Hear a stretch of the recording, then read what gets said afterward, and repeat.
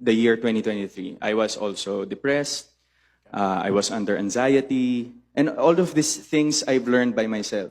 You know, like for example, when you're down, you will call a friend, you will talk to someone. And all these people will do to you is, of course, since they love you, especially your family, they will give you advices or mga parang 'di ba sinasabi nila na papunta na tayo, papunta pa lang kayo, pabalik na kami. Listen to me, son. I've got something to tell you. One thing I've realized is that madali pong magbigay ng payo, pero iba pa rin pag ikaw mismo yung naka-experience. That's a different thing.